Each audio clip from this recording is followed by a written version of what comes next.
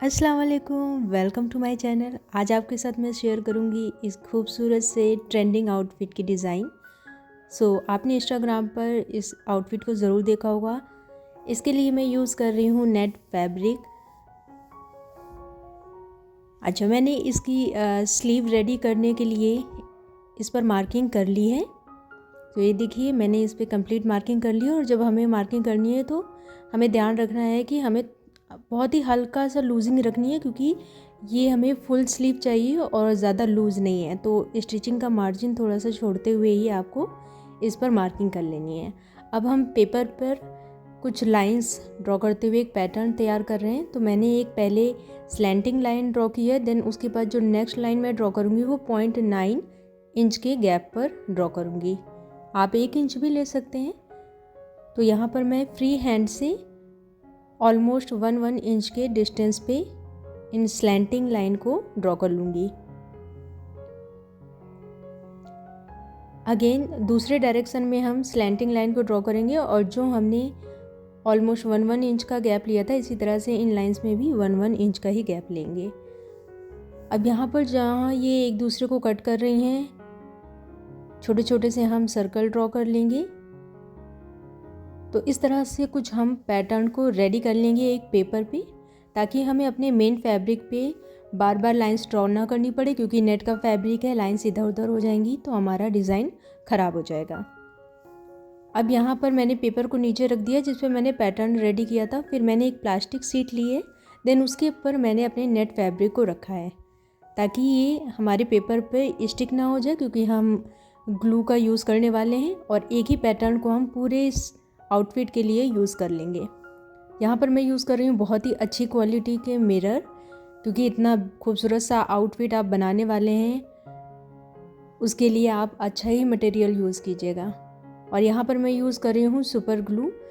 तो हमें डायरेक्ट जो अपना नेट फैब्रिक है उस पर ग्लू नहीं लगाना है, बल्कि हम मिरर के बैक साइड पे ग्लू लगाएंगे और फिर अपने फैब्रिक पे स्टिक करेंगे। तो ये देख रहे हैं कैसे ये जो लाइंस है ना, इस सर्कल को, जो छोटा सा मैंने सर्कल बनाया था, इसके चारों साइड पे मैं ये जो लाइंस गई हैं इन पर हम मिरर्स को रख रहे हैं। थोड़ा थोड़ा सा हमें गैप रखते जाना है, ठीक है। जैसा मैं आपको दिखा रही हूँ बिल्कुल वैसे ही हमें पैटर्न को फॉलो करना है। अच्छा, हम यहाँ पर B6000 का ग्लू यूज़ कर रहे हैं। आप कोई अदर ग्लू मत यूज़ करिएगा। मैं यहाँ पर B7000 नहीं यूज़ करूँ, क्योंकि मेरे पास B7000 भी है और मैंने एक्सपीरियंस किया है कि उससे इतनी अच्छी तरह से जो मटेरियल है वो स्टिक नहीं होते हैं। तो मेरा सजेशन है कि आप B6000 वाला ही ग्लू यूज़ करें, या फिर आपके पास कोई बहुत ही अच्छा और ग्लू है तो आप उसे यूज़ कर सकते हैं। अब हम नक्सी यूज़ कर रहे हैं। ये इसमें थोड़ा सा ज़्यादा डार्क गोल्डन कलर की दिख रही है, बट ये थोड़ी सी लाइट गोल्डन है। अब हम इस मिरर के बिल्कुल कॉर्नर कॉर्नर पे चारों ही साइड पर ग्लू अप्लाई करेंगे। थोड़ी देर आपको इसको ड्राई होने देना है, देन उसके बाद नक्शी को हम इसके चारों तरफ इस तरह से स्टिक कर लेंगे। हाथों की हेल्प से हमें कॉर्नर पे प्रेस करना है ताकि इसके कोने बन जाएं, और फिर हमें इसको स्टिक करते जाना है। जब ये एक कंप्लीट नक्शी हमारी मिरर पे लग जाएगी तो हमें इसे कट कर लेना है। इसी तरह से हमने पूरे स्लीव पर नक्शी को स्टिक कर लिया है। देन उसके बाद हमने निडल की हेल्प से हैंड स्टिच भी कर लिया है इस पर। इसी तरह जहाँ जहाँ हमने नक्शी यूज़ की है, निडल की हेल्प से हम उसमें हैंड स्टिच करेंगे। अब इसके बीच में हम एक बाउल सीक्वेंस यूज़ कर रहे हैं। तो पहली वाली जो रो जा रही है जिसमें कि फ्लावर के बीच में इस तरह से है ना एक शेप बन रहा है, उसके बीच में हमें इस बाउल सीक्वेंस को यूज़ करना है। तो हैंड स्टिच करते हुए हम इस पर नॉट लगाते जाएंगे। अच्छा, एक साथ हम एक ही धागे को यूज़ करते हुए सारी लाइंस के बाउल्स सीक्वेंस को नहीं लगाएंगे, क्योंकि फिर नीचे से ये थ्रेड दिखाई देंगे और इसका लुक अच्छा नहीं आएगा, क्योंकि स्लीव पर हम इस पर कोई भी लाइनिंग नहीं लगाने वाले हैं। अब जो सेकेंड रो है उसमें मैं फ्लैट सीक्वेंस यूज़ कर रही हूँ, और सेम इसी तरह से हम इसमें दो तरफ से नॉट लगाते हुए नीचे की तरफ ले जाएंगे और डबल नॉट लगाकर इसे पक्का कर लेंगे।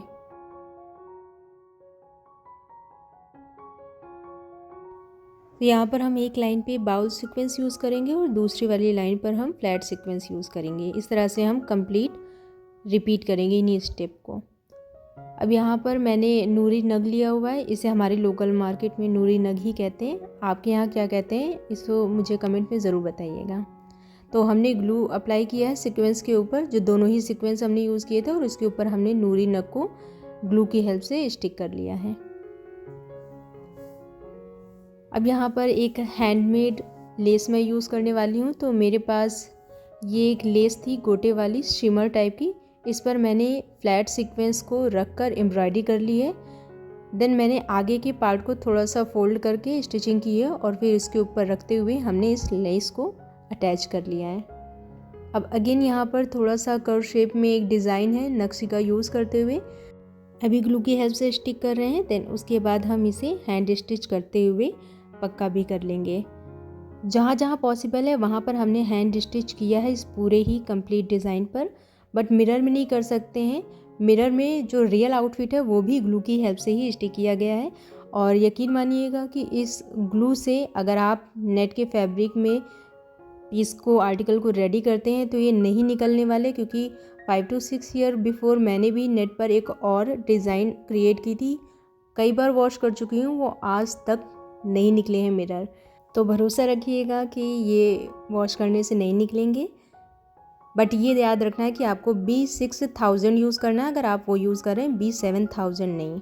इसी तरह से हम इसकी कुर्ती के फ्रंट में भी इसी लाइन को रेडी कर सकते हैं और नेक लाइन पे ये जो आगे हमने फ्रंट में तैयार किया उसे हम रेडी करेंगे।